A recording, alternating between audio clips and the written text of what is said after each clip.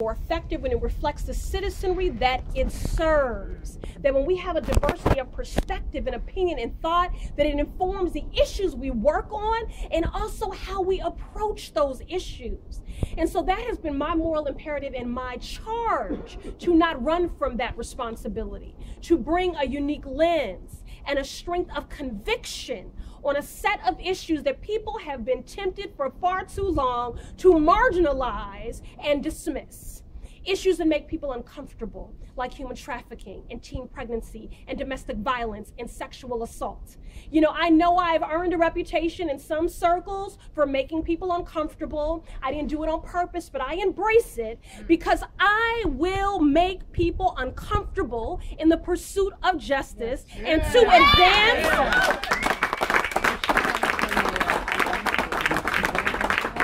I will make people uncomfortable to advance change. I will make people uncomfortable so that families like the one that I grew up in, Dave talked about my mother, my shero, my bedrock, my foundation. Listen, I am fortunate. I have worked in some rarefied spaces. I've known both of these people since I was an aide to Senator Kerry, and before that I was an aide to Joe Kennedy. And those experiences have uniquely prepared me for what I do, but they don't qualify me. What qualifies me to do this work are my life experiences. You know, being raised by a single mother, a father who battled addiction, who was incarcerated for 16 years, being a survivor of a near decade of childhood sexual abuse, a survivor of sexual violence while a college freshman at Boston University. Now, I stand in that truth not because I have a monopoly on it. I stand in that truth and I do that work because my dysfunctional story, my traumatic story, the drama that I had to dig myself out of the mud and the murk is a normalized story for too many people and for too many families. And I know what it is to feel as if government does not see you, does not reflect you, does not advocate for you, and that is why I do this work. So in everything, I'm honoring my mother, and I am honoring and remembering those struggles. You don't ever have to worry about me forgetting where I came from. What I know is that broken girls grow up to be broken women, and we cannot afford that. That's right. And that's why.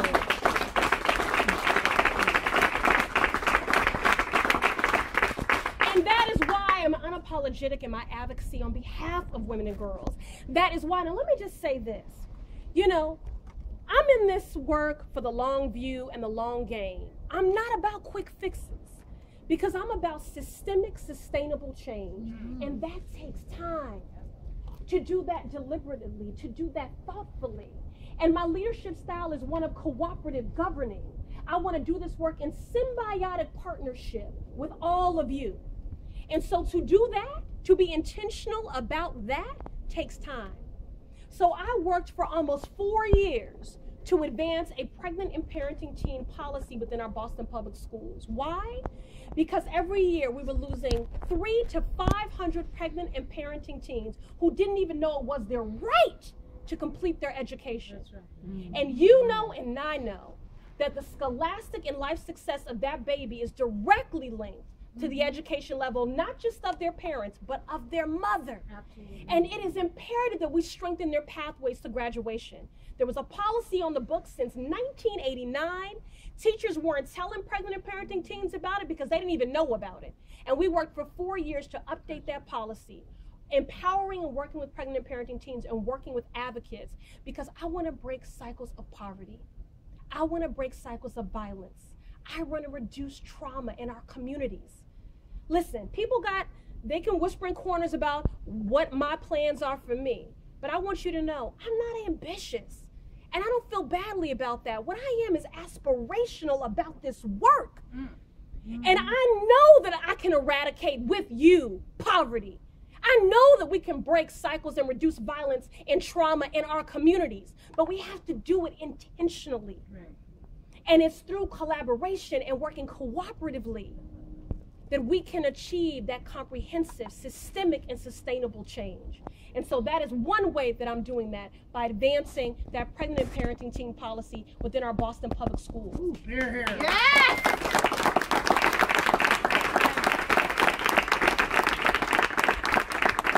Now, I do have the honor of representing this entire city. 655,000 people probably by last count, 22 neighborhoods, 22 distinct neighborhoods. And I think it is my job to work on those issues that are neighborhood transcendent. You know, I'm not parochial. I serve an entire city. And I want to work on those issues that, when not addressed, break at the bonds of community and erode at the fabric of us. I spoke earlier about the language of justice. Well, what I have seen as an injustice is the disparity on our main streets throughout this city. That when you go to Mattapan, it is a drive-through and not a destination location. So I believe in the transformative power of food. Now, if you can't tell that, I didn't just get these generous hips from my mama. I do like to eat. And I believe in the transformative power of food to build community. And I believe in the transformative power of neighborhood restaurants to build community and to build wealth. And I want every neighborhood in this city to have an equity and opportunity to build community and to build wealth. And what I saw in traversing this city is great disparity. Neighborhoods that had density and saturation of restaurants, and neighborhoods that are food deserts. Main streets that are not vibrant and not thriving. Now, no matter how good your food is, a restaurant is going to make their profit on their bar. And because we have a cap on our liquor licenses, there was a private market created. And liquor licenses for full alcohol were going for as much as $250,000. And for beer and wine, we're going for $35,000 to $55,000. So walk with me here. So you have a neighborhood like the North End, 0.2 square mile radius, 99 liquor licenses. Density, saturation, threatening quality of life. A neighborhood like Mattapan, 9 liquor licenses, and 6 of them for packaged liquor stores. That is not okay. Yes, there is a boon in development and prosperity is on the way, but you know what I know? Success that isn't shared isn't success at all. That's right. And I want our neighborhoods that have been traditionally disenfranchised and marginalized to have an equity and opportunity to build community and to build wealth. And that is why, again, change takes time, y'all. We worked for almost 4 years for a comprehensive liquor license reform to return control to the city and to create 75 new licenses. So the city of Boston now has full control to determine how liquor licenses are procured and where they are distributed. We eliminated that cost prohibitive barrier. You can now get a liquor license for your neighborhood restaurant ranging from $2,700 to $3,000. That is a game changer. That is a game changer. Okay? Right? Now, a couple more things about restaurants, because I want you all to get this and be my ambassadors when you leave this space. 2 out of 5 people, first job in a restaurant. 2 out of 4 restaurants owned by a woman or an immigrant. 2 out of 4 restaurants owned by people that started in the front of the house.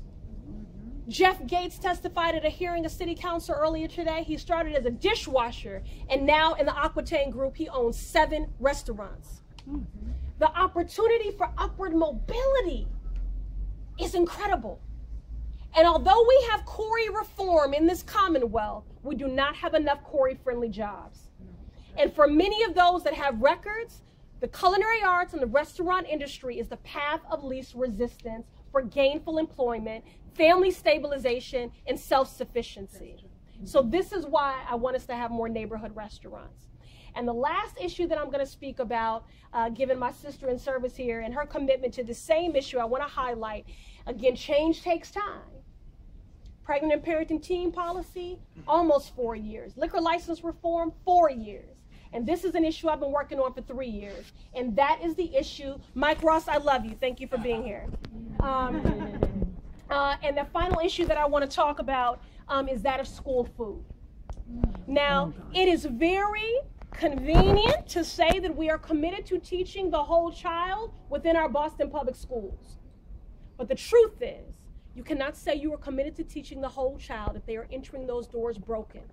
What is your commitment, your investment, and to ensure that they are whole so they can be receptive to learning? Part of that is an investment in socio-emotional wellness supports. I want to commend our new superintendent for creating a socio-emotional learning and wellness assistant superintendent. I've been banging the drum on that issue for 6 years because I am tired of our teachers being vilified and our obsession with testing, that everything is about rigor and outcomes. We cannot vilify our teachers because they're not good social workers. They're not supposed to be.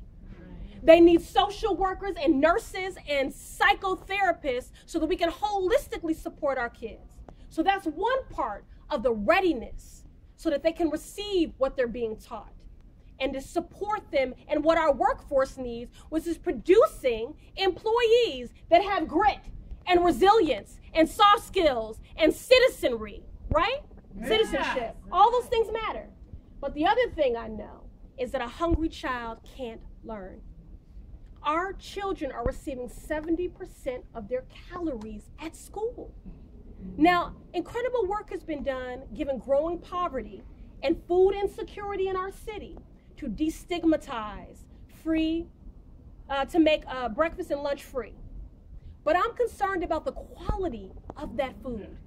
We cannot select a vendor based upon the lowest bid. This has to be food that is nutrient dense, that supports cognitive development, that has a diverse culinary offerings, that is palatable, that tastes good. Why do adults deserve to have farm to table and our kids don't? I want to return to a central kitchen that is locally sourced, that will create jobs. And I want our kids to be able to be receptive to learning. And that means they have to have food that is high in quality and that is fresh and healthy. So, based upon our advocacy, working with parents, again, cooperatively governing, we have now eliminated trans fats and swapped them out with healthy alternatives. Our grains have been replaced with whole wheat. That is progress. We are now empowering students as consumers and parents to inform those menu choices. And I would also just share with you, and you won't believe this, that we don't have drinking water in most of our schools. Wow. So we have a pilot program. I'm working very closely with Boston Public Schools, and we'll have to get the council to approve it to get the money to get 6 of our schools online with drinking water. So much work remains to be done. The last thing I want to say on that front, they got rid of home economics, and they should have, because the way they were teaching it was sexist. Right. Okay? The girls were learning how to cook and the boys weren't shop. But here's the problem. In all of our collective efforts to improve access to fresh and healthy foods, I love a good farmer's market. And we even have community health centers that will write a prescription to the farmers markets to address growing health disparity and childhood obesity. But what happens is folks go to these farmers markets and they get an eggplant and they don't know what the hell to do with it. Because nobody cooks anymore. They don't know how to cook. So invite me to your house. So there's a pilot program called Future Chefs in one of our schools that is doing exactly that. So I say all this to say, whether it is liquor license reform to ensure that every neighborhood in our city have an equity and opportunity to build community and build wealth, whether it's a pregnant and parenting teen policy to strengthen pathways to graduation, or whether it is about championing the cause of improving the quality of school food. What I know is that healthy communities don't happen by accident. They don't happen organically. That we have to be intentional about building healthy communities. You have been incredible partners with me in that work. I ask for your continued partnership as we cooperatively govern to intentionally build healthy communities. I thank you for the awesome honor and responsibility of actualizing our shared values every day. And a last thing I want to say, in this primary, I didn't have a primary, okay? There were 2 contested district seats that had primaries, and turnout was anemic, okay? And I'll be on the ballot November 3rd. I'm asking for your support, and I'm asking for you to engage family and friends and make sure that they show up. People are very cynical about government these days, and I get it. That comes from an informed place. I don't think people are apathetic because they don't care. People are apathetic and disengaged because of a deficit of trust, because of broken promises, because of disappointment, because of frustration. But I still believe in the power of good government. And we need people to participate. So I want to say thank you to all of you. You could have been anywhere else but here. I mean, I know y'all came for some free food. The view. And the view. And there's some good looking people in this crowd. But you all could have been anywhere else but here. But I just want to say thank you for giving a damn about how your city is governed. And thank you for spending time with me to share your vision for how you want, what you want your neighborhood to look like and what you want this city to look like. And I'm going to stop there because I've already talked far too long. I had too many Red Bulls coming into this. But I just want to say God bless you all and thank you for being here and thank you for your support.